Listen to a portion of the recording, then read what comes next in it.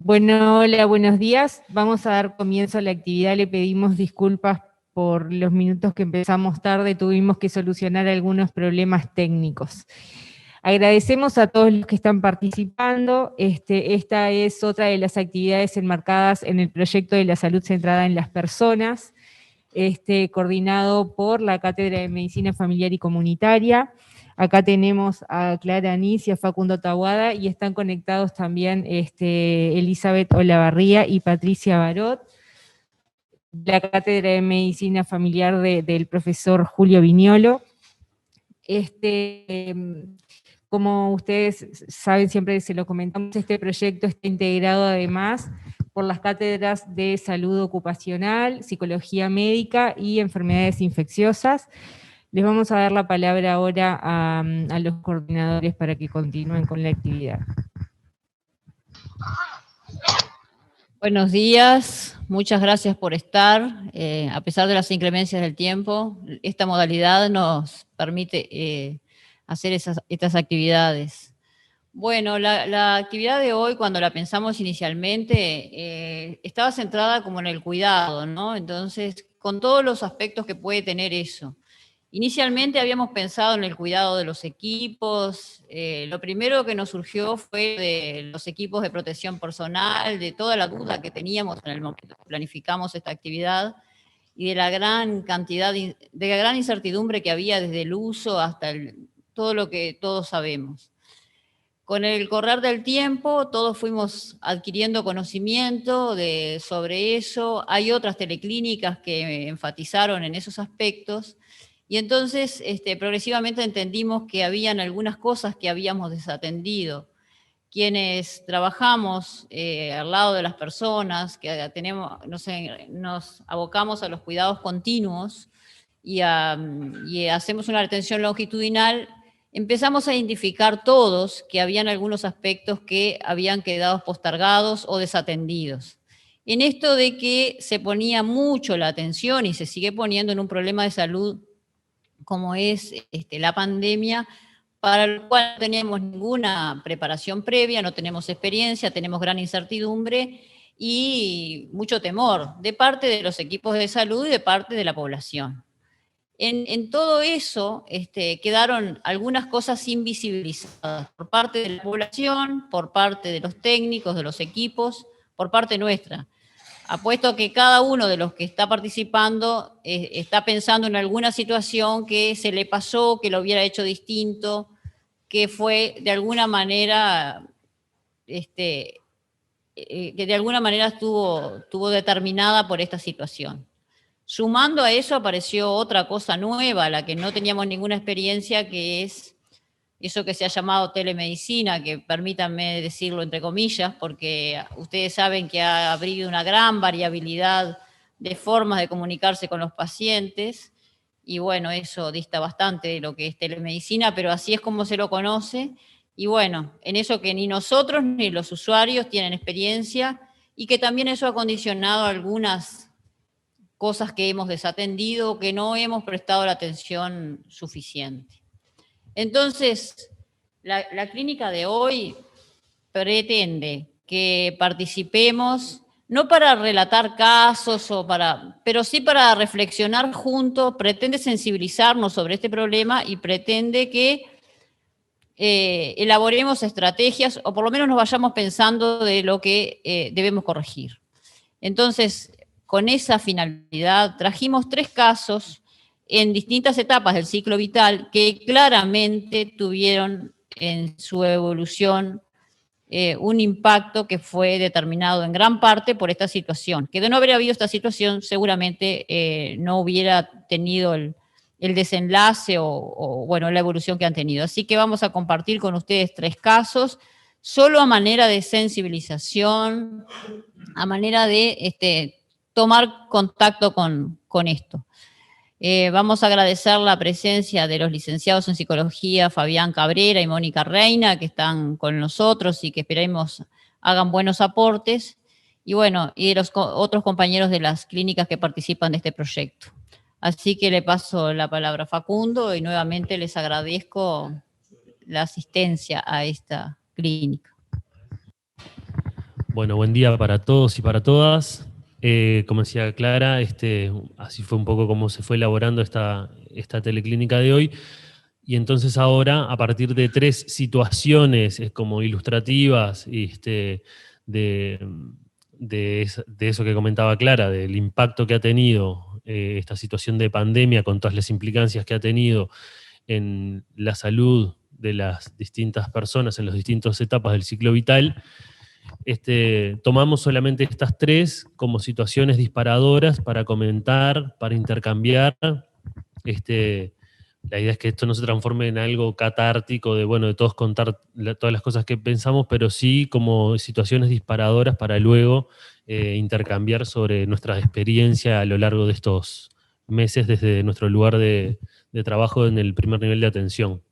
Entonces comenzamos con una situación vinculada a una adolescente que en febrero del 2020 tenía 16 años, vive en San José con su madre 48 años, no tiene hermanos, tiene un vínculo fluido con su padre, tiene a sus 4 abuelos, que comparte con ellos algunos fines de semana para lo que viaja a Montevideo, está cursando el liceo, estaba iniciando por iniciar 5º año, además cursando inglés, integra un equipo de fútbol y tiene esa práctica deportiva diaria.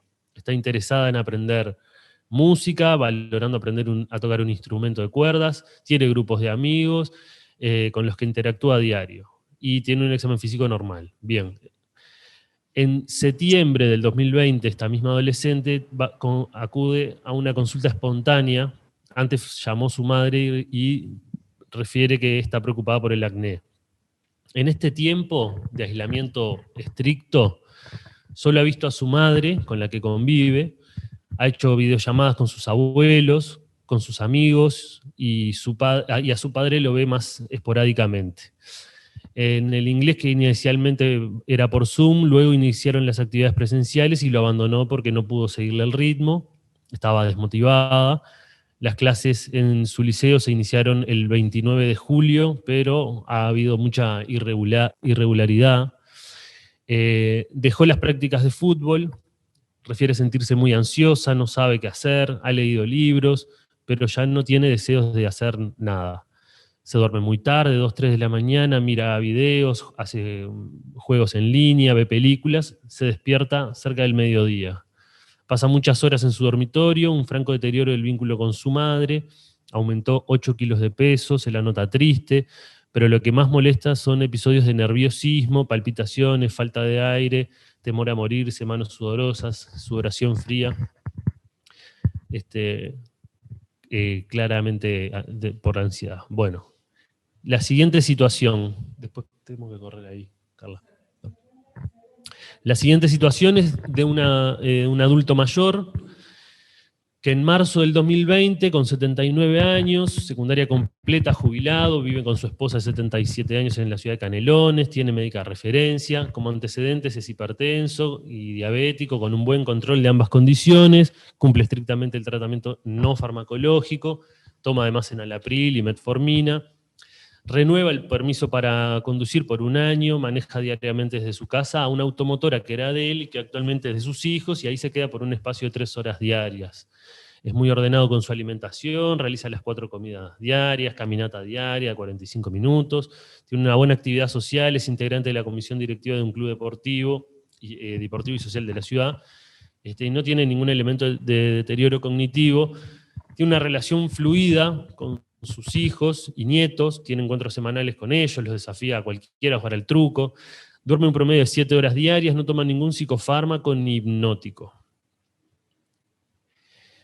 En septiembre del 2020, 6 meses después, en medio de todo esto, consulta en domicilio a solicitud de su hija porque cambió la forma de vivir. No le importa nada, come a cualquier hora, toma alcohol diariamente, no se higieniza ni se afeita, salvo la insistencia de su esposa.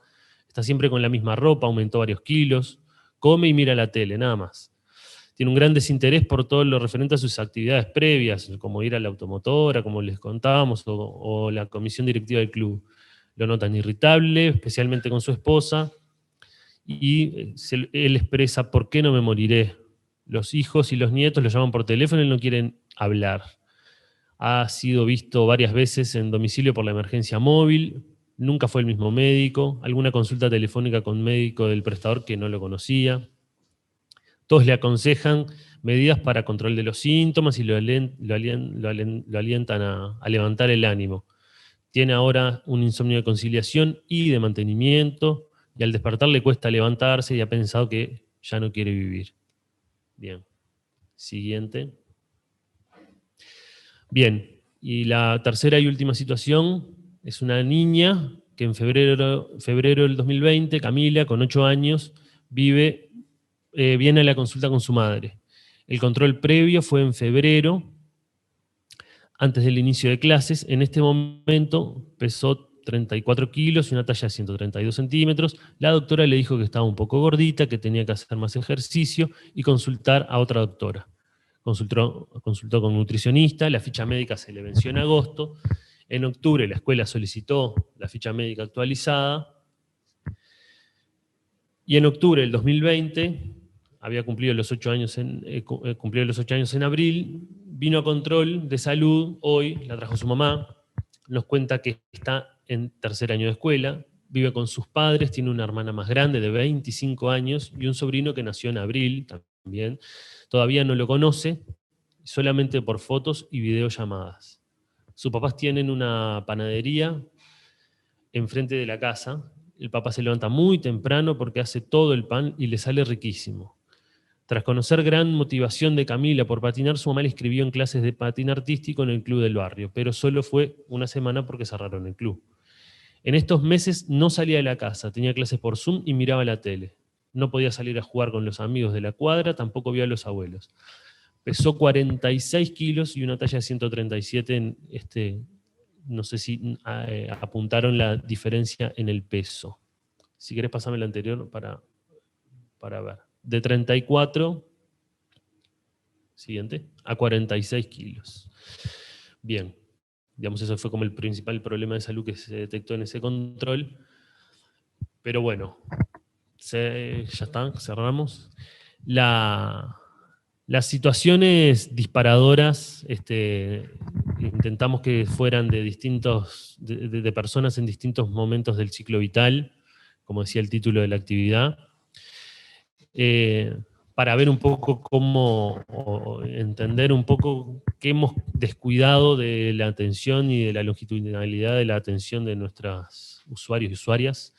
Bueno, nos pareció que servían como disparadoras para este intercambio. Así que queda abierta a la participación y a los comentarios, dudas o comentarios de esta situación por parte de todos los y todas las participantes. Para comentar. Adelante, Isabel.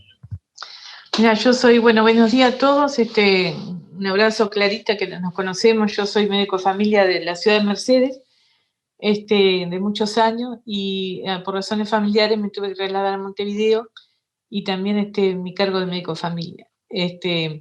La experiencia que el mes pasado, he seguido trabajando en Mercedes, médico de familia, y me dedicaba más que nada al control de los adolescentes.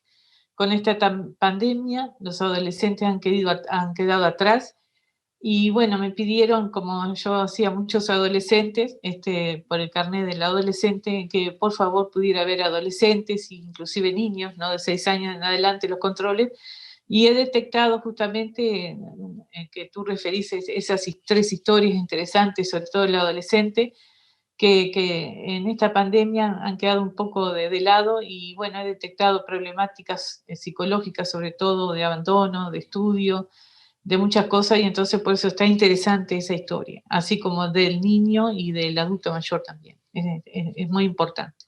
Es para agregar eso por mi experiencia personal. Gracias, Isabel. Gracias.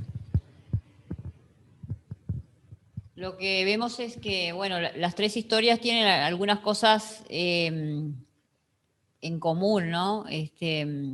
Una es esa imposibilidad de la atención fluida con su médico de referencia, el confinamiento vinculado a las recomendaciones, y en todas hay un claro impacto en su vida.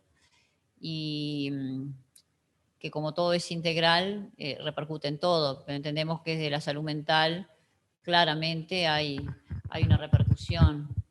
Estaba levantando la mano, creo que la compañera Adriana Pisani. Hola, ¿cómo están? Sí, quería hacer una pregunta. El caso que presentaron del señor, ¿qué edad tenía? Disculpen porque no enganché. 79.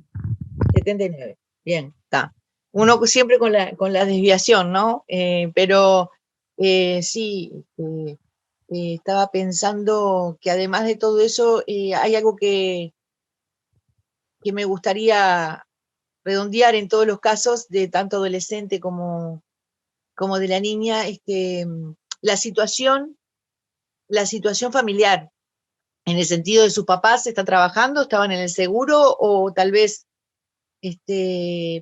en el seguro, a medio seguro, de seguro de desempleo, desocupados, yendo a trabajar, porque eso implicó para los adolescentes y los niños fue una preocupación agregada que tuvieron, la de que sus papás se enfermaran a la hora de ir a trabajar al inicio de la pandemia, cosa que después fueron manejando de otra manera. Pero capaz que recuerdan esas historias que presentaron, si el entorno familiar cómo estaba en dicho momento también, que no es menor. Lo vemos desde la parte laboral, la preocupación de los hijos, así como también de los padres, ¿no? Al inicio de esto, cómo recae sobre la angustia familiar el tema de poder ser un vehículo, al menos al principio. Capaz que no me atrevería a decir que ahora estamos igual, pero generó momentos muy, muy tensos y de encierro, con todas las consecuencias que ahí ustedes plantearon, no me cabe la menor duda. Y a nivel laboral se vivió con mucha angustia, nada más. Sí, gracias, Adriana. Es cierto eso, sí, que el temor por la pérdida laboral o por la vulnerabilidad puede influir claramente en cualquiera de las tres historias. Tenían una realidad familiar disímil, pero bueno, gracias por el aporte, porque es otra de las cosas que pueden afectar claramente esto. Mara de los Santos estaba levantando la mano para participar, y después Cecilia también. Sí, buen día a todos. Quería hacer dos comentarios. Uno, que mi hija adolescente, que tiene 15, la historia que compartieron, me sentí muy identificada, porque ella tiene esos mismos síntomas ahora. Bueno, ahora no, hace un tiempo, pero esos síntomas se agravaron ahora. Y cuando solicité la consulta con su médica de referencia, nos ofrecieron la posibilidad de la videollamada, y ella se negó rotundamente, no, como para pensar también que las personas no confían, no se sienten cómodos, y más los adolescentes, como para tener en cuenta eso, que me dijo que no, de ninguna manera iba a hablar con la doctora por videollamada. Y otra cosa también que comentaba ella, un poco en broma, pero que me hacía pensar que ese era su pensamiento real, más cerca del inicio, digamos, de la pandemia, que estaba un poco como reacia a hacer las tareas por CREA. Ella decía: mamá, nos vamos a morir todos, tarde o temprano nos vamos a morir todos, no voy a hacer, ¿para qué voy a perder tiempo estudiando? No. Entonces un poco creo que eso también es un miedo que muchos adolescentes, no solo adolescentes, adultos, todos, nos cruzó un poquito por la mente, para compartir mi experiencia personal. Gracias. Gracias, Mara. Cecilia Durán. Sí, hola, buen día para todos. Bueno, yo soy de psicología médica, y obviamente me hubiera gustado conocer las historias previamente, y lamentablemente no escuché la historia del adolescente o de la adolescente, porque no sé si es hombre o mujer, pero sí me quedé pensando más que nada con la historia del adulto mayor, que yo creo que es importante cuando aparecen síntomas tan abruptos de lo que tiene que ver con lo emocional, porque bueno, ustedes hablaban de que el señor perdió interés en muchas áreas de su vida, perdió interés por los vínculos familiares, estaba muy irritable, y sobre todo con la persona que él convivía, que es su esposa. Llama la atención de si es alguna situación más orgánica o si es algo más emocional, que yo creo que es lo primero que hay que descartar. No sé cuáles son los pasos que siguió esta familia para realmente entender por qué le estaba pasando esto a la persona, ¿no? Al abuelo, al padre, que un poco los hijos y los nietos lo traían esta situación, y la esposa también. Entonces yo creo que primero lo que hay que descartar es si hay orgánico que está incidiendo en esta conducta tan abrupta de desinterés y de irritabilidad. Yo descartaría primero algo orgánico o algo más de lo que tiene que ver con lo toxicológico, si está tomando alguna medicación que lo está llevando a estas conductas, y si no, haría como una consulta más para el área de salud mental. Obviamente me inclinaría más al tema de que esto lo causaría algo más emocional, que seguramente sea reactiva a esta situación de aislamiento, porque los adultos mayores fueron los primeros afectados, porque fueron los primeros que tuvieron que hacer una cuarentena obligatoria. Entonces creo que también hay muchos elementos que podrían estar explicando estas conductas. Y bueno, entonces yo no sé cuáles fueron los pasos a seguir, y que hubiera estado bueno también conocer, pero bueno, capaz que ustedes después lo comentan, porque es lo que uno quiere entender, qué es lo que está causando esta irritabilidad y esta pérdida de interés en diferentes áreas que él antes era, muy activo. Y por otro lado, la historia de la niña que aumentó de peso, bueno, evidentemente también uno puede pensar que lo que estaría causando es como una alimentación excesiva, como una búsqueda de recompensa frente al aislamiento, frente a la imposibilidad de ir a la escuela todos los días, frente al aislamiento social, porque de alguna manera se habla de aislamiento físico, pero el aislamiento social estaba y estuvo. Después, cuando empezaron a abrir las escuelas, bueno, los niños empezaron a compartir como otras instancias, pero no fueron toda la semana. O sea, las escuelas son 2 veces a la semana o 3. Si bien capaz esto le pasó más cuando los niños no podían concurrir, capaz eso también sería bueno como un dato a recabar, cuando es que empezó a subir de peso esta niña. Y seguramente ella busque su recompensa a través de la alimentación. Que yo creo, bueno, con una psicoeducación y con apuntalamiento, estas cosas pueden llegar como a mejorar. Pero también haría como una consulta más de tipo emocional. Me parece que lo de la niña está como más relacionado, ¿no? La comida y la búsqueda de satisfacción siempre se relaciona, detrás hay como algo más emocional.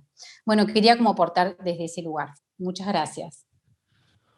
Bárbaro, Cecilia, muchísimas gracias. Queremos agradecerle la participación de Cecilia en representación, digamos, de la Cátedra de Psicología Médica, que es otra de las disciplinas que tienen participación en la Clínica ECO en este proyecto, que están además en un momento especial porque están despidiendo al profesor, y bueno, se hizo este tiempo y este espacio.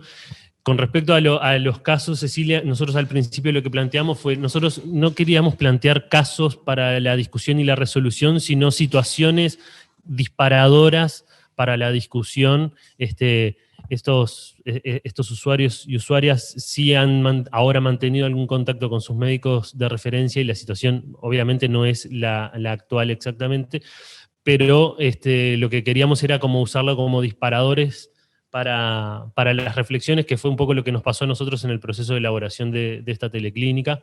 Así que muchísimas gracias. Y ahora le vamos a dar la palabra a Mónica Oleniski, que está levantando la mano. En realidad solo comentarles como nada, las reflexiones que me generó como el escuchar las historias. Uno es, nada, con qué frecuencia he visto las 3 situaciones en este tiempo. Después pensar que desde el rol que tenemos nosotros en las intervenciones o en el seguimiento de la población, cómo desde el inicio pensamos en que toda esta repercusión se iba a generar en la atención, dada las resoluciones que por suerte intentamos como buscar como la estrategia en esto de que se había resuelto el cerrar las policlínicas de primer nivel. Esa fue como la primera situación que se generó. Cuánto discutimos nosotros e intentamos rápidamente hacer una intervención para abrir estas policlínicas, porque estas situaciones ya en las distintas etapas de los ciclos vitales individuales o las familias se iban a generar. Y bueno, y después reflexionar un poco, nada, como las pautas que vienen más desde la gestión de priorizar como los niños más pequeños y quizás desestimar como la importancia del seguimiento longitudinal de estas situaciones, como la niña, ¿no? De 8 años, con un poco de sobrepeso, nada. Yo en la atención de esas iguales situaciones, la mayoría han engordado así 10 kilos y es impresionante. Entonces también cuestionarnos en qué intervención hacemos a la hora del seguimiento, ¿no? O sea, en esta consulta, ¿qué es lo que les decimos? ¿Cómo lo abordamos la situación? ¿Dónde generamos como el foco de la intervención? ¿Cómo lo tomamos? Entonces, eso. Después, en la cuestión de lo que planteaba Mara de los adolescentes, también es en qué distinto es si uno conoce previamente a los adolescentes y se conectaban en forma telefónica, alguien de la familia o algo para generar como ese espacio, porque a mí me sucedió como que con algunos adolescentes que ya los conocía pude decir, bueno, en estos puedo hacer el contacto telefónico y sé que se va a generar como una buena situación buscando como el espacio de esa consulta telefónica, que además nosotros no teníamos para hacer videollamada ni seguimos sin tener. Y en otros, en qué importante era como decir, bueno, esta consulta tiene que ser priorizada y lo tengo que citar igual o la tengo que citar igual a la consulta presencial. Y cómo también identificar situaciones que no eran las priorizadas para hacer visita de domicilio, pero no pensando en la situación del adulto mayor. Importante también como cuestionarnos, bueno, hay alguna situación más del eje médico que está como involucrado en esto, como planteaba la compañera de psicología médica, o quizás tenía que ver más con esta cuestión de repercusión en el área de la salud mental de la pandemia.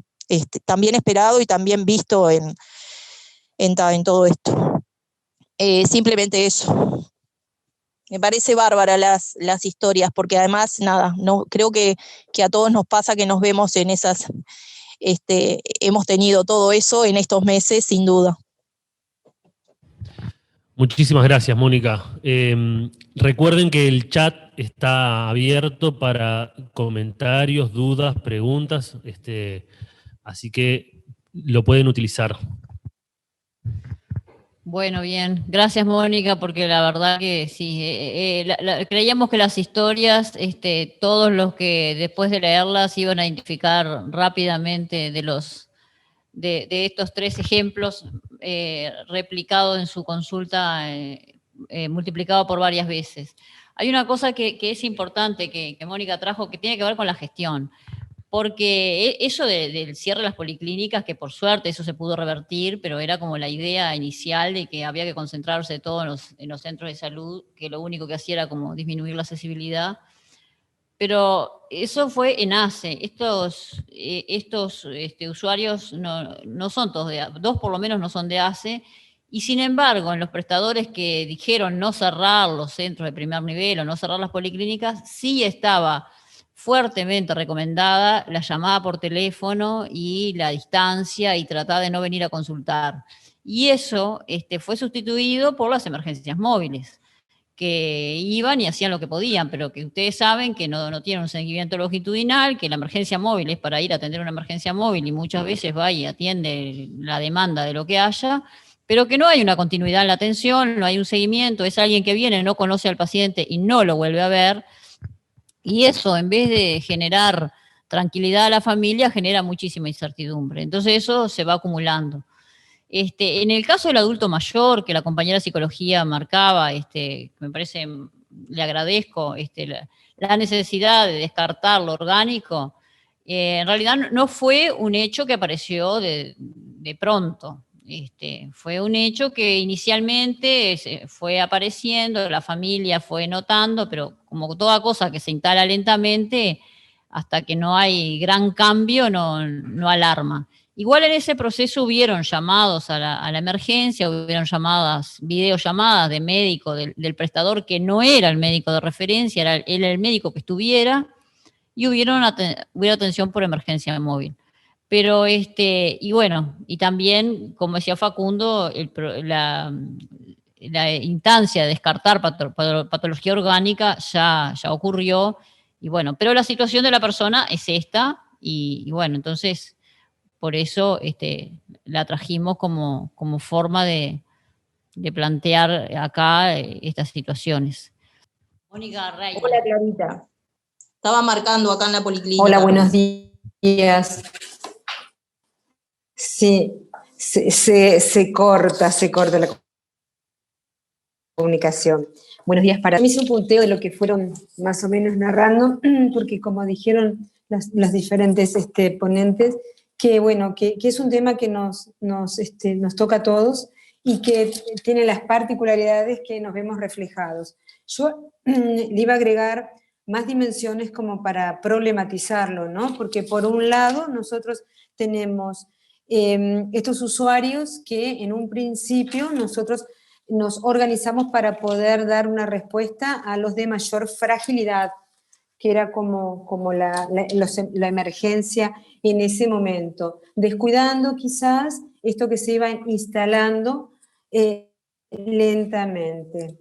Dentro de las dimensiones que está el usuario dentro de una familia, también agregué a nuestro trabajo, nosotros como trabajadores y profesionales de la salud, y el impacto emocional que eso también produjo en nosotros, más allá de que no lo poníamos en palabras, ¿no? Porque también estaban los mismos temores, si estamos haciendo las cosas bien o mal, y muchas veces sin pensar en nuestra propia salud, ¿no? Que también, si le analizamos, creo que ha tenido sus impactos. Ahora se le desconectó. Vamos a darle la palabra a Fabián Cabrera, que no estaba encontrando cómo levantar la mano, y después seguimos con el resto de la gente que levantó la mano, que acá los estamos viendo, y les vamos a intentar dar la palabra a todo el mundo, ¿tá? Gracias. Perdón, no encontraba la manito, encontraba a todos así, o a las otras. Buen día a todos y todas, y gracias por la posibilidad de poder compartir esta clínica. Yo estaba escuchando y pensando todo lo que se estaba conversando, y claro, una de las cosas que me surgían es lo que bien traían las compañeras de los ciclos vitales, y cómo en realidad en los ciclos vitales tenemos formas de procesar, ¿no?, la información y los acontecimientos diferentes, ¿no? Que parece como de, ya lo sabemos, pero en realidad es bien importante, porque yo decía, bueno, para la adolescente de 16 años, este corte, esta ruptura, esta cuestión de que mi vida era de tal forma y después es de otra manera, ¿no? Le genera un montón de incertidumbres y hasta de cómo procesar pérdidas, porque en realidad los adolescentes, una de las cosas que vemos y también estamos trabajando, tenían un espacio de socialización, ¿no?, con pares, con otros, o sea, sus espacios, los iban construyendo además, y de repente, de la noche a la mañana, ya no estaban más esos espacios, ¿no? Para la producción subjetiva de uno es bien importante, ¿no? Porque es un corte que hace, sácate, y que después tampoco sabemos cómo van a volver, y que ni siquiera ellos saben cómo van a volver. De hecho, una de las cosas que nos pasaba cuando trabajábamos los reintegros es que las instituciones, o sea, las instituciones educativas, estaban como muy caotizadas, y ese caos además es trasladable hacia los adolescentes.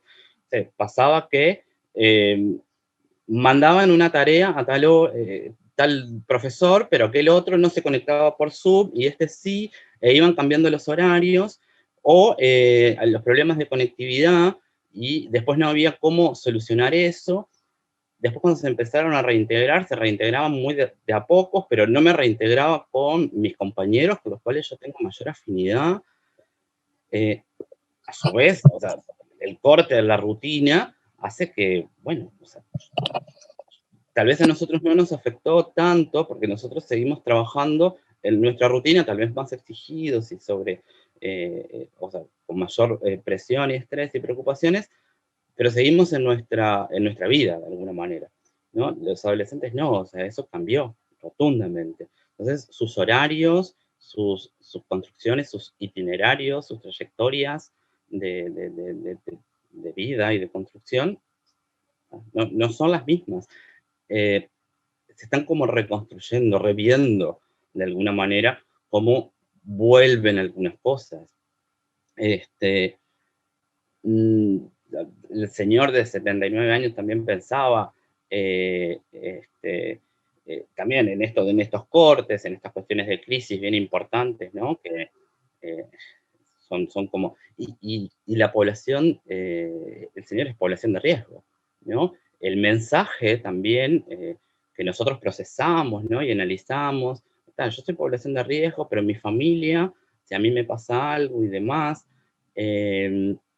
¿cómo las personas mayores lo procesan eso?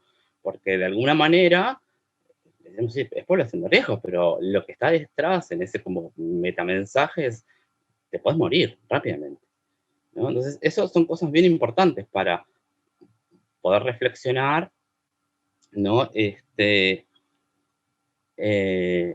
A nivel familiar también, ¿no? Gente que piensa, o adultos que piensan, bueno, si a mí me pasa algo, mi familia, ¿cómo le va a afectar también? Porque no soy solamente yo, ¿no? Así que, creo que también lo de la niña de 8 años pasa por los mismos carriles, de alguna manera, ¿no? Cómo ir procesando en edades diferentes los acontecimientos y las cosas que van pasando, que son muy fuertes, ¿no? La dimensión de los niños, de su proyección a futuro, ¿no? Si estamos continuamente también con esto de la información y la sobreinformación que tuvimos tal vez en algún momento, y eso también está en los niños, y los niños lo procesan, lo piensan de alguna manera, y lo sufren, que eso es lo otro, ¿no? Y les genera mucho temor y mucho miedo. Muchas gracias, Fabián. A ver, vamos a seguir en el orden de las personas que están... Por suerte, hoy hay mucha gente participando y eso nos pone muy contentos porque es la idea de estas teleclínicas, que sea una cuestión interactiva, así que gracias por participar. Cecilia, después está Julio, está Ana Laura. Y después tenemos un mensaje de Mario en el chat que si Mario se anima, puede y quiere, nos gustaría que lo planteara hablando, participando de manera oral. Julio Braida. Sí, ¿qué tal, Facundo? ¿Cómo está? Por supuesto que suscribo prácticamente todo lo que se ha venido planteando hasta ahora. Las dificultades, no, podíamos abundar en ejemplos, en otros, en pacientes, en personas de adultos mayores que han tenido hasta un acelerado deterioro cognitivo en esta etapa, producto de la angustia, producto del aislamiento, de la soledad en muchos casos. Bueno, la lista sería muy larga. Yo quería plantear en lo que tiene que ver con gestión, a partir de lo que planteó Mónica, ¿verdad? De lo que se trabajó, se luchó para que se reabrieran los servicios, para poder mantener el contacto con la gente, y que yo, en mi opinión, cuando estamos frente a una situación como esta, debe involucrarse todo el sistema de salud, y yo creo que hubo un involucramiento parcial.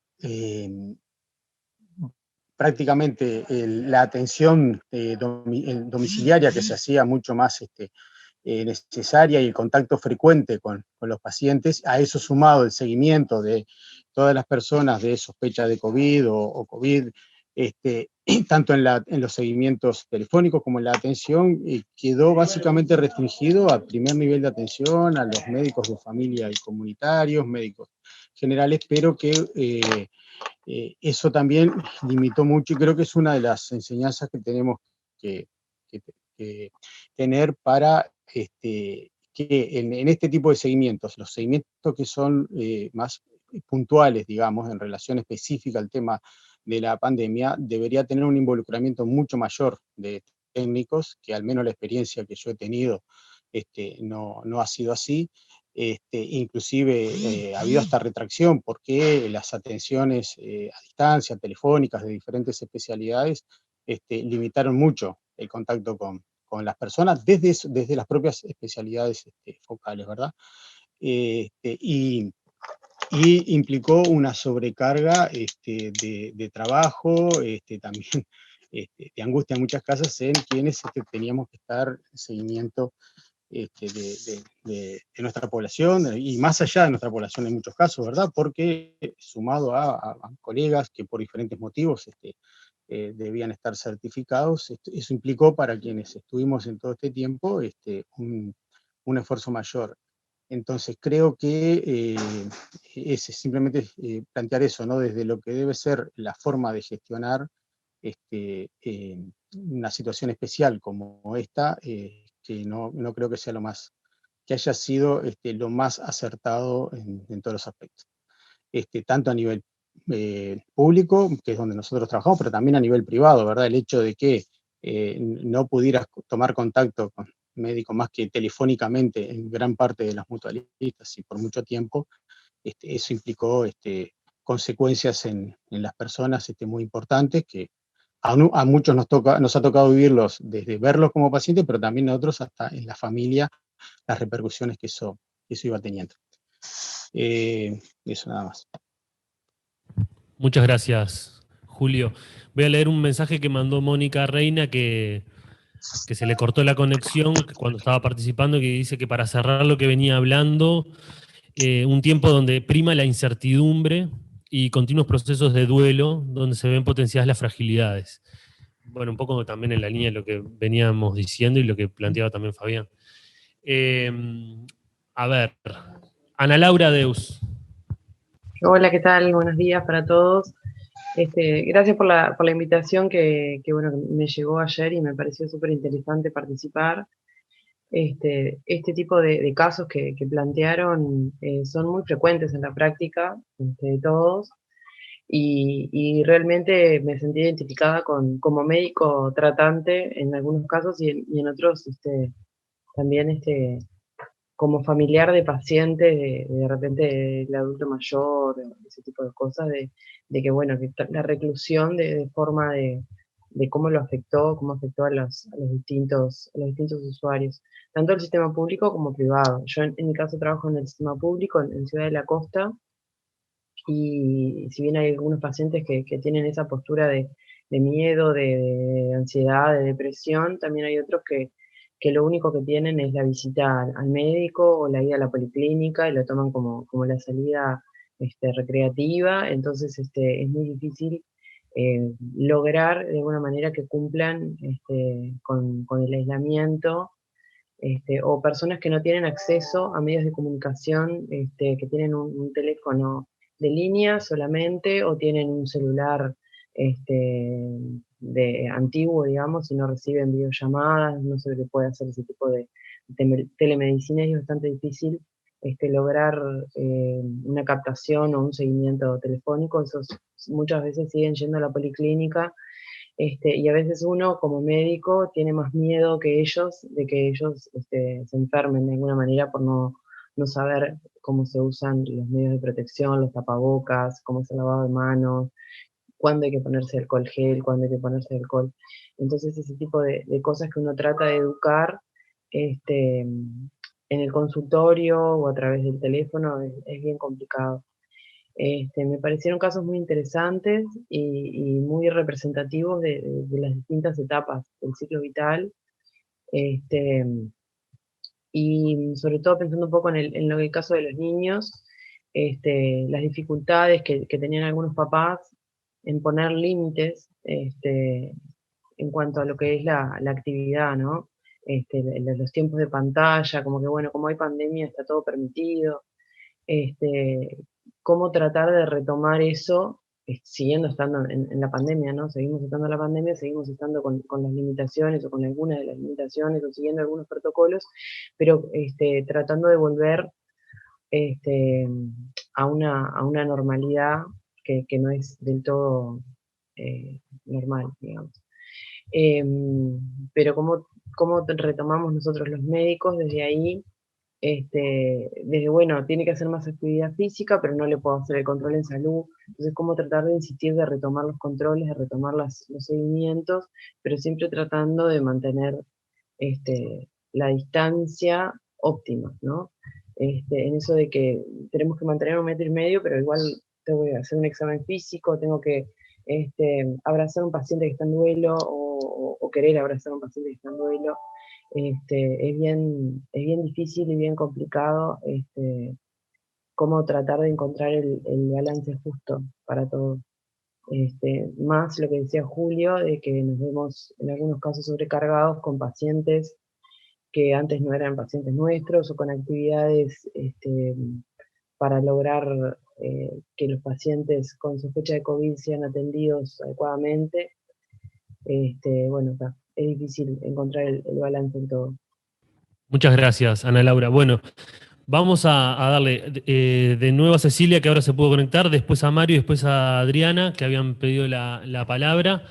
Les quiero leer un mensaje que nos llegó al chat de Sofía, compañera Sofía Bergeret, que son reales los casos planteados, que ha tenido muchos pacientes similares y también bastantes pacientes que, gracias que en algunos trabajos ha logrado mantener la accesibilidad, pudo intervenir y revertir algunas situaciones similares. Eso que creo que se mencionó hoy, que creo, no sé, yo me lo había notado porque me parece que es algo muy importante, que es el tema de la gestión, ¿no? Y que la forma de combatir o intentar modificar estas situaciones o que se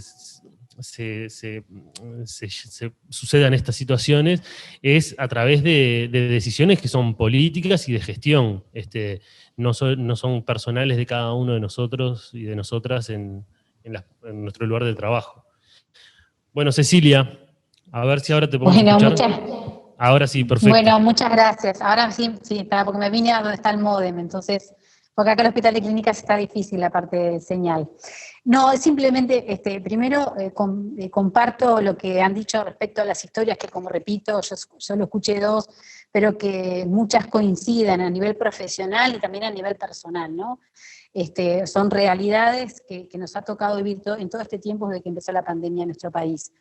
Eso por un lado. Y por otro lado, que muchos hablaban del tema de la teleconsulta, cómo las distintas instituciones tuvieron que ayornarse para el tema de la teleconsulta, porque nos costó a todos mucho, en realidad, de esa tarea, no solamente al paciente, sino también al profesional, y poder dar las respuestas desde la teleconsulta, que no es lo mismo, y sabemos que no lo es, porque bueno, para el médico obviamente el examen físico no está presente, o sea, hay muchas cosas que no están presentes. Para el psicólogo, en el caso del psicólogo, toda la parte no verbal y toda la parte vivencial tampoco está, y bueno, para el médico tampoco. O sea, cómo uno tuvo que ayornarse rápidamente en una actividad que para nosotros era nueva, para todos fue nueva.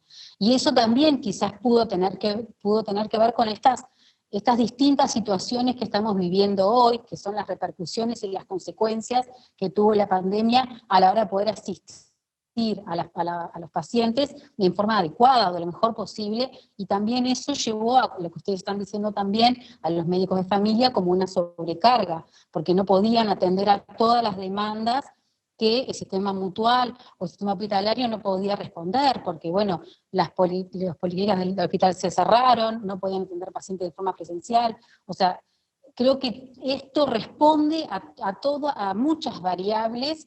Y bueno, quería como dejar esa reflexión. O sea, contrario del lunes, obviamente que uno puede decir muchas más cosas, pero que esto nos sigue como una instancia de aprendizaje y que no nos agarre mal parados en otra situación similar, ojalá que no la tengamos, pero que como fue tan de golpe, porque nosotros veíamos muy lejano, que a nosotros no nos iba a tocar esta situación, y de golpe en marzo nos vimos inundados de muchas demandas.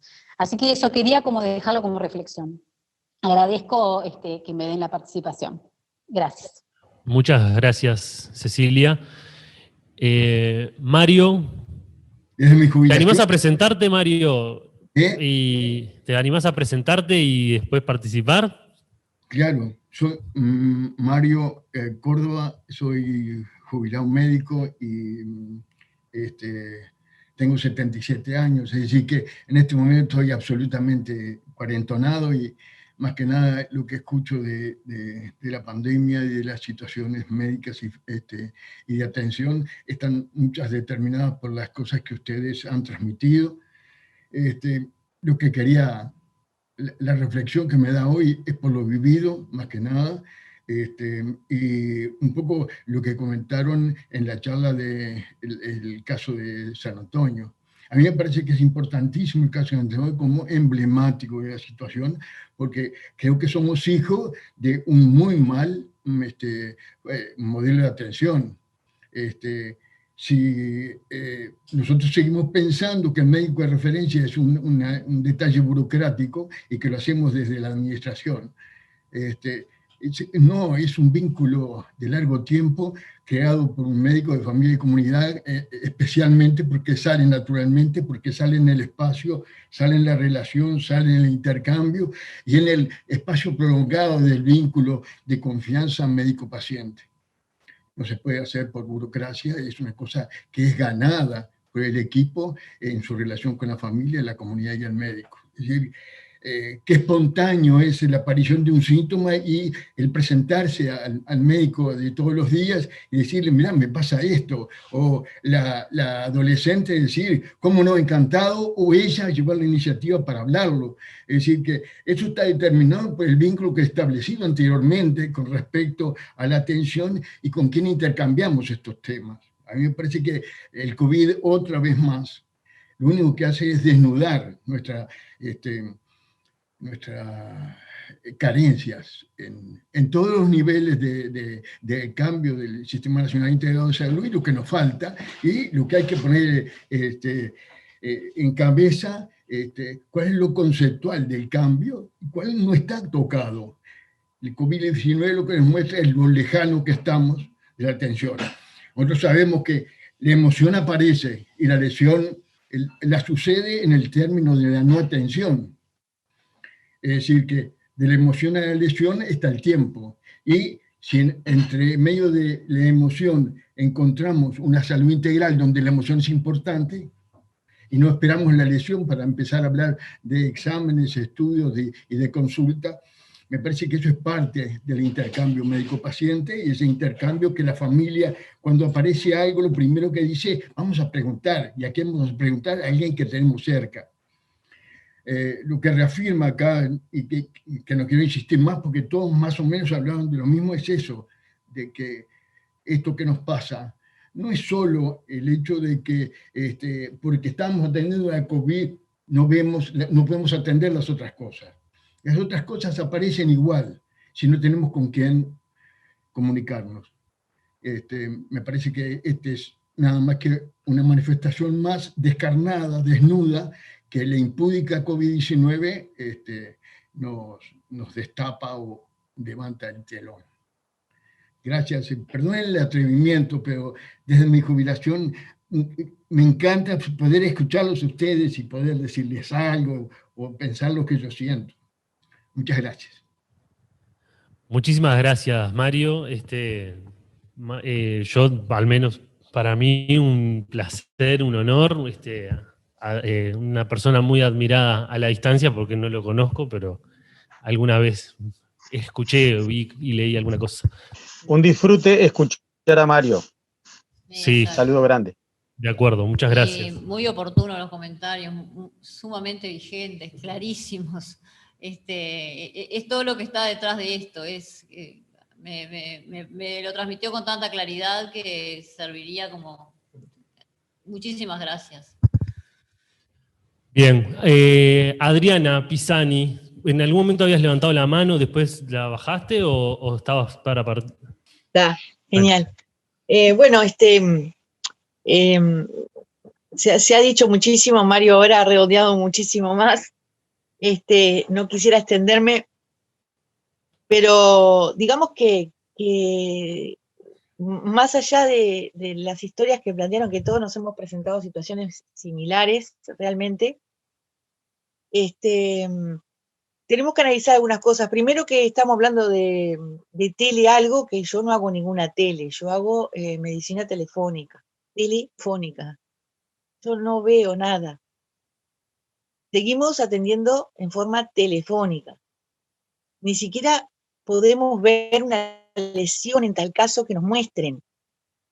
Y los teléfonos de las instituciones no reciben fotos. Entonces, volvemos otra vez al problema de cómo estamos atendiendo, o sea, cómo se está organizando este sistema de salud para dar respuesta a esta situación, y la que más me preocupa es la situación de todos los días, la que se genera normalmente en la vida, que se puede ver acelerada o cambiada frente al COVID. Yo creo que el COVID, yo lo llamo, en algún momento llamaba, y lo voy a seguir llamando, que es, así como la revolución industrial hizo un cambio en los procesos de trabajo, en los procesos de vida de las personas, el COVID está haciendo cambios, no menores, en la forma de trabajo, en la precarización del trabajo, en las formas de vida. Y tengo que decirlo así porque no solo pasa por lo laboral, porque todos tenemos una familia acá, todos cambiamos nuestra forma de trabajo, como docentes estamos conectados todo el día y no tenemos derecho casi a la desconexión. Por otra parte, como médicos vamos, atendemos un teléfono y vemos a veces, nos transmite el paciente la necesidad que tiene de ir.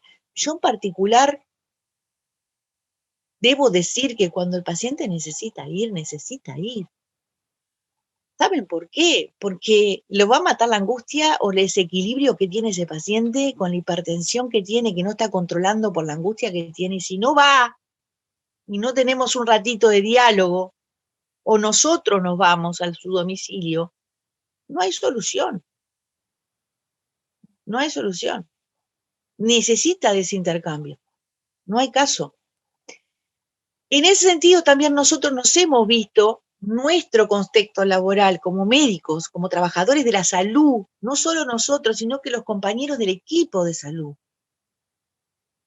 Llegó un momento que estábamos desnorteados, que hacemos, que no, que las sillas tapadas, que nos sacaban las sillas, que una silla acá y otra allá.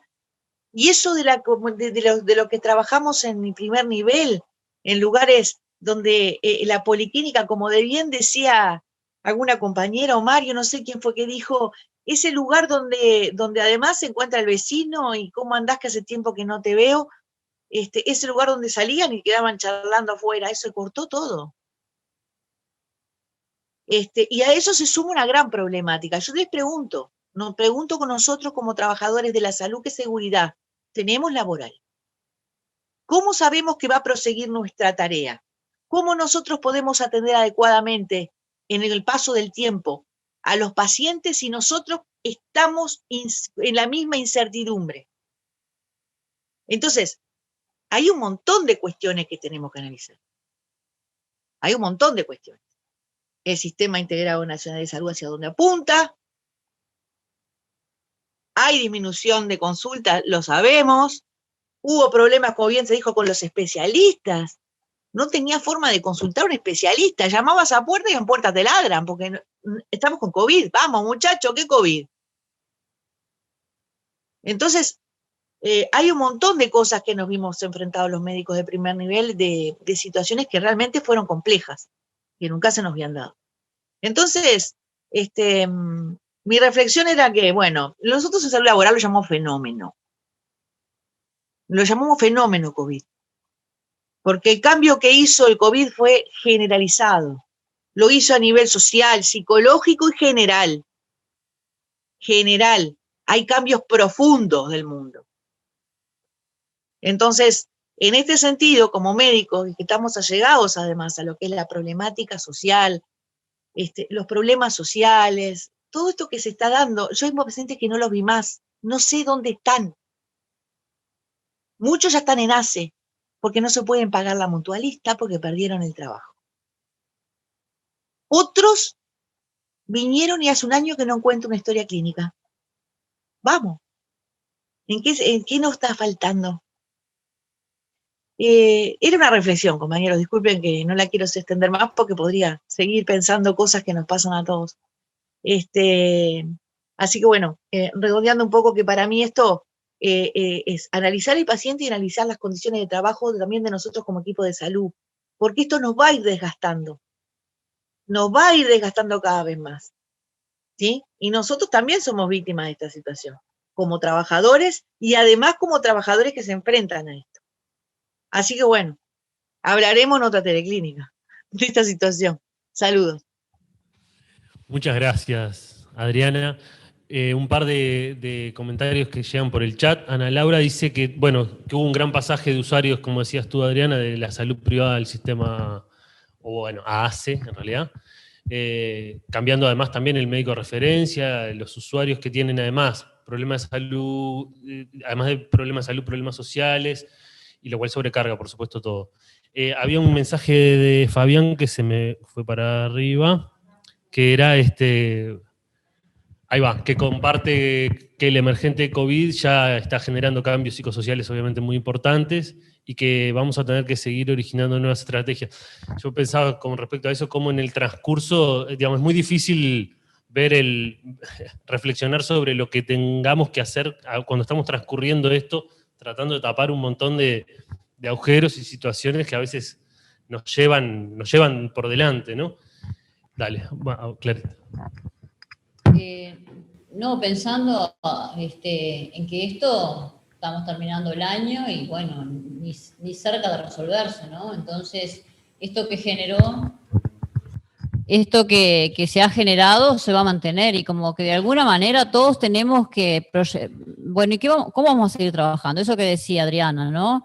No veo los pacientes, los atiendo por teléfono. ¿Hasta cuándo vamos a seguir así? Porque también, si no, la próxima teleclínica va a ser historias de médicos que están frustrados, deprimidos, y no, en serio, porque si sos la médica de estos pacientes y no podés verlos en forma presencial y el deterioro es progresivo y bueno, seguramente la sensación de que vamos a tener quienes estemos a cargo de esos cuidados va a ser muy frustrante. Y eso también va a tener el impacto en nosotros como trabajadores, digo, para unir con la clínica de salud ocupacional.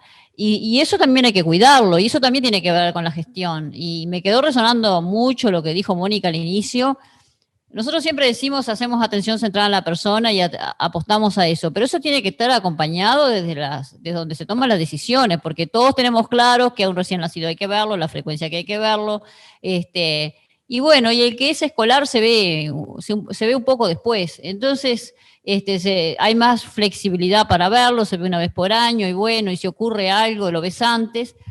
Pero hay que tener muy claro lo que debe ser una cosa dinámica, y ahora más que nunca, porque siempre debe ser dinámico, y en esta situación inesperada creo que también ha faltado un poco eso, ¿no? Los protocolos estrictos que van medio como de atrás de la realidad que va ocurriendo. Entonces, creo que tenemos el gran desafío de quienes trabajamos en el primer nivel de atención, de cómo vamos a seguir de aquí en más y cómo vamos a garantizar los cuidados de la población que tenemos a cargo. ¿Vamos a seguir llamando por teléfono? ¿De qué forma vamos a poder dar respuesta a las múltiples situaciones que se nos presentan y que se nos van presentando? Estos son 3 casos, pero todos ustedes dijeron, sí, tengo muchos.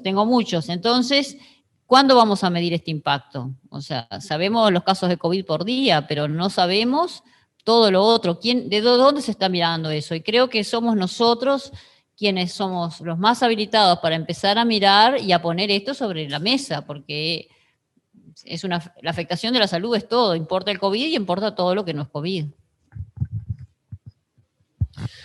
Sí, de acuerdo. Bueno, hoy se está votando la ley de trabajo, nos dice Adriana Pisani. ¿Alguien la conoce? Bueno, no, la vamos a conocer en la teleclínica de ustedes. Que es el lunes que viene, ¿no? Bien.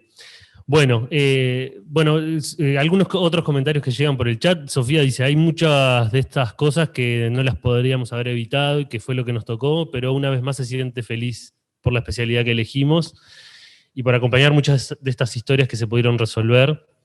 Y Ana Laura está de acuerdo, que además dice que gracias a veces a la insistencia que se hizo, cierta presión que se hizo desde los médicos de atención primaria, se lograron retomar muchos servicios y mantener la descentralización de muchos servicios, ¿no? Cuando la tendencia era centralizar y hospitalizar mucho esta situación. Que eso además pasó en otros países, bueno, como se analizó en una de las teleclínicas de acá. Ahora estaba pidiendo la palabra. Ana, te escuchamos. Bueno, yo soy Ana Claudia González, soy de Mercedes, trabajo en la institución de CAMS, trabajo en la parte de medicina general y también hago pacientes de internación domiciliaria de cuidados paliativos. Dos puntos. Con respecto a la parte de medicina general, si bien las llamadas eran telefónicas, que se podían, había un programa que se podía hacer desde su domicilio, yo siempre preferí ir a la policlínica, como que me sentía en soledad porque no andaba nadie, pero prefería ir porque estaba la enfermera, tenía alguna duda o algo, bueno, está. Y también con mucho temor a veces de meter la pata porque tú estás hablando con el paciente y no sabes si realmente lo que tú estás percibiendo es realmente lo que le está pasando al paciente. Entonces muchas veces me pasó de que, bueno, que tuve que citar al paciente, decirle, bueno, venga mañana o si tenía la consulta el otro día o si no al próximo día, y lo tenía que citar. Muchas veces tuve que citar a los pacientes porque no me quedaba otra. Y si no, cuando eran pacientes respiratorios, que a veces llamaban, habían equipos médicos que se dedicaban a ir a domicilios a ver pacientes con cuadros respiratorios. Entonces tenía que llamar a despacho de orden, solicitar la consulta de ese paciente para que fuera el médico. Bueno, era todo un tema.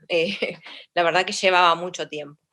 Eso por un lado. Y por otro lado, con la parte de cuidados paliativos, también me creó mucho estrés porque si bien las oncólogas no estuvieron viniendo por un par de meses, uno como que cargaba al hombro toda una responsabilidad tremenda, porque claro, ellos no veían a los pacientes.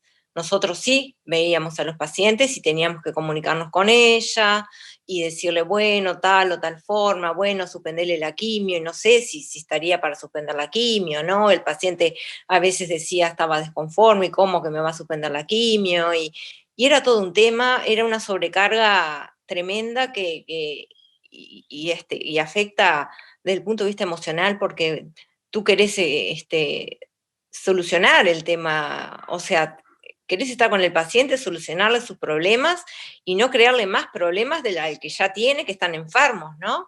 Entonces, lo que a mí más me afectó en la parte de asistencial, porque de los cuidados paliativos, porque siempre fue presencial, nosotros nunca dejamos de ir a ver a los pacientes, era eso de que no venían las oncólogas y te reclamaban los pacientes y cómo, y si el oncólogo no viene, y bueno, y yo tenía que llamar y hablar y pedir hacer los estudios y pedir, es como que tenía que hacer un trabajo también de la parte de oncología, de la cual yo no estoy ni preparada ni para ahí, no soy oncóloga, estoy haciendo la diplomatura de cuidados paliativos, y la verdad que me generaba mucho, mucho estrés. También estaba la parte de que al principio era todo un caos, íbamos vestidos con túnicas y no, que esto, que el otro, el distanciamiento, pero vos tenías que ir y examinar al paciente, ¿está? O sea que fue bastante complicado, o sea, yo hablo del punto de vista personal, porque hago paliativos, ¿no? Con la parte de las oncólogas, ¿está? Y es como dicen las oncólogas, espera que vaya y lo vea, pero no era tan así. No, un poco en mi experiencia personal, que trataba de, bueno, de poner el pecho a las balas y bueno, y tratar de solucionar y bueno, y acá estamos. Y bueno, y un poco vivir todo lo que dijeron nos afectó a todos, en realidad, a todos nuestros, como profesionales, a las familias, porque también teníamos que tener cuidado, cuando llegás, tenés que tener cuidado, cuando hay adultos mayores en tu casa, y bueno, un poco la experiencia que yo viví, y no sé cómo vamos a seguir. Ahora estamos, nosotros en la policlínica, ahora sí son las consultas presenciales por ahora, y bueno, está, por suerte, porque la verdad que no dejar de ver un paciente y perderlo te genera mucha angustia, porque no sabes ni qué pasó con ese paciente que tú le habías mandado una serie de estudios y no lo dejaste de ver y no sabés en qué quedó, si se murió, no se murió, y eso te genera mucha angustia, porque claro, no perdés el paciente, no sabés lo que pasó. Bueno, era un poco mi experiencia personal, nada más. Gracias. Muchas gracias, Ana. Sí, bien interesante eso que decís. En el caso de cuidados paliativos o de salud mental, a mí en particular me ha tocado hablar con muchos adolescentes que han tenido consulta con psiquiatra o con psicólogo por videollamada y que realmente tienen franca desconformidad. Lo que decía Mara hoy al principio, de la negación de su hija a ese modo de atención. Así que tendremos que trabajar mucho, innovar y poder encontrar alguna respuesta que pueda ser aceptable. Sí, un poco lo que también me surgió como reflexión de lo que decía Ana es que nosotros cuando pensamos esta actividad, como decía Clara al inicio, pensamos desde el cuidado y empezamos a pensar en el cuidado en las distintas dimensiones, ¿no? El cuidado de, obviamente, todas las personas con las que trabajamos, que atendemos y sus necesidades, el cuidado a nivel más comunitario, ¿no? Cercano a nuestro lugar de trabajo, el cuidado propio nuestro, ¿no? de nuestros equipos a los que pertenecemos de trabajo, y también de nosotros y de nosotras como personas, que también, entonces hay como una sumatoria, ¿no? de dimensiones, pero me parece que hay muchos desafíos por delante.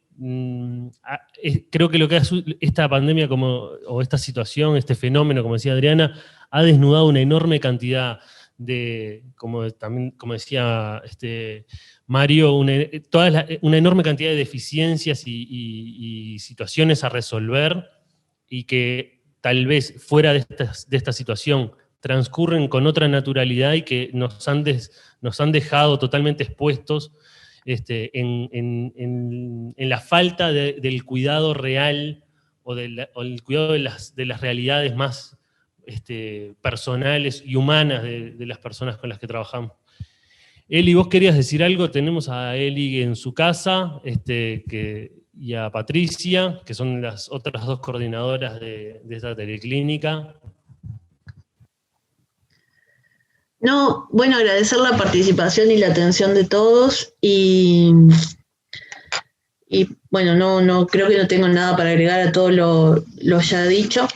Estuvimos tomando notas de esto y yo lo que me quedé escuchando con atención la teleclínica es que hemos hablado, algo que no hemos discutido es cómo focalizamos las acciones en poblaciones que son confinables, y me parece que eso tenemos que trabajarlo un poco más, porque hablamos todo el tiempo de los adultos mayores, de los más controlables, digamos, dentro de la sociedad, o de los niños, de los adultos mayores, a ver si no hemos tenido en algún momento una sobreintervención con estas poblaciones porque podemos, porque son confinables, porque son más controlables. Eso nada, como para la próxima. Sí, sí, bien interesante. Hay algunos trabajos al respecto, ¿no? O sea, digamos, también este fenómeno ha tenido algunas repercusiones positivas en la salud de algunas personas o sea, que estaba perjudicada por exceso y ahora se ha beneficiado por la retirada de la invasión del sistema, ¿no? ¿Hay alguna cosa sobre eso? Y bueno, me parece que va por ese lado, ¿no, Eli? Lo que decías, y es bien interesante. Sí. Y otra cosa que también tenemos que ver es cómo en esto de los cuidados, el género y la mirada de género, cómo, bueno, todos sabemos que las principales cuidadoras siempre son las mujeres, cómo ha afectado esto, en esto de que bueno, han cambiado las dimensiones de los cuidados,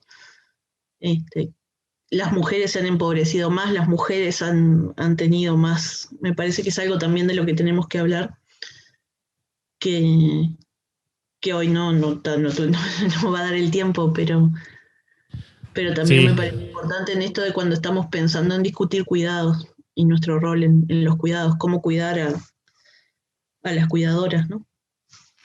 Sí, totalmente. Por suerte, aprovecho, ¿no? Digo, capaz que tenga un centro, porque en realidad estas teleclínicas tienen pensadas más actividades planificadas para más adelante, y hay una que vamos a hacer específicamente sobre la situación, el fenómeno, me gustó eso del fenómeno, y el género, especialmente con un enfoque de género y con algunas violencias vinculadas también a toda esta situación que incluye todo esto, ¿no? Lo social, lo cultural, lo intradomiciliario, todo lo que conocemos, ¿no?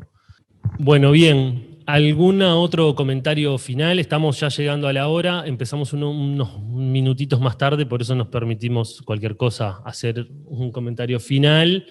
Si alguien quiere, desea o decir algo. Adelante, Isabel. Bueno, yo quiero agradecerle a la exposición de ustedes, muy interesante, todos los compañeros, todas las cosas que han dicho han sido muy positivas, y bueno, creo que estamos en la otra cara de la pandemia, ¿no? Que era un poco de los efectos de esta pandemia, y que no debemos descuidar, o sea, no solo atender, por supuesto, todas las complicaciones del COVID, pero ver las otras patologías que han quedado de lado, o sea, la patología crónica no transmisible, los adultos mayores, los adolescentes, todo lo que se ha dicho. Y bueno, y tenemos que unirnos para trabajar en grupo, que es muy importante, los equipos, que en muchos lugares del interior, que justamente en mi experiencia, falta un poco del trabajo en equipo. Y también, como tú decías, la parte de la gestión es muy importante en cada lugar del país, de que el que gestiona esté con nosotros y vaya a la cancha, vamos a decir, a la calle a ver las necesidades, que a veces nos sentimos un poco solos. Eso también es muy importante para poder seguir trabajando en esta nueva normalidad, vamos a decir, porque este virus vino, va a quedar, y bueno, vamos a tener que acostumbrarnos, y hay que educar a la gente, hay que enseñarle, porque digo, y nosotros también poder sentirnos ayudados, porque muchas veces, como muchos compañeros han dicho, Ana Claudia, mi compañera de Mercedes, he estado sola y a veces no sabíamos cómo actuar. Y bueno, esperemos que todo pueda mejorar, y creo que esto es muy importante, esta comunicación, y seguiremos adelante. Gracias. Muchísimas gracias, Isabel. Te adelantaste un paso, porque nosotros en la próxima actividad ya les podemos decir que es en noviembre, el 26 de noviembre, vamos a seguir un poco por este lado, también buscando la otra cara de la pandemia, digamos, tratando de seguir reflexionando sobre todas las implicancias que ha tenido todo este fenómeno, y no solamente centrarnos o sacar un poco el foco donde están puestos los focos, ¿no? Que es en la enfermedad, en la transmisión, en los contactos, en el miedo, tratar de contribuir lo que podamos a estas reflexiones un poco más críticas y reflexivas, pensando un poco para adelante, ¿no? Sí, no, que es eso, capaz que no sacar el foco, sino ampliar el foco, porque todo esto contribuye a la complejidad de esta situación. O sea, está bien lo de los test, lo de los casos por día, lo del hilo epidemiológico, pero todo lo que queda detrás de eso contribuye a la gran complejidad de todo el escenario. Y entonces nosotros pretendemos insertarnos un poco y reflexionar sobre esa complejidad que determina. Y bueno, así que los invitamos para la próxima, que ya les vamos diciendo que el título es ese, la otra cara de la pandemia. Así que, Isabel, nos leíste el pensamiento porque no habíamos tenido comunicación contigo. Y bueno, les agradecemos muchísimo, para nosotros fue muy rico, todos los comentarios de ustedes realmente, y me parece que fue una buena instancia donde compartimos experiencias y sentires, reflexiones, propuestas, así que muchas gracias a todos. Muchísimas gracias. Entonces nos vemos el 26 de noviembre. Y ahora tenemos el 26 de noviembre la próxima de medicina familiar, y después tenemos el próximo lunes de 18 a 19:30 con el equipo de salud ocupacional, acompañados por todas las cátedras que acompañan este proyecto, y el viernes de 10 a 12 con la cátedra de infectología. Así que muchas gracias por participar, muy linda la discusión. Sí, gracias por la participación, esa es la idea. Gracias, hasta luego. Chau, saludos.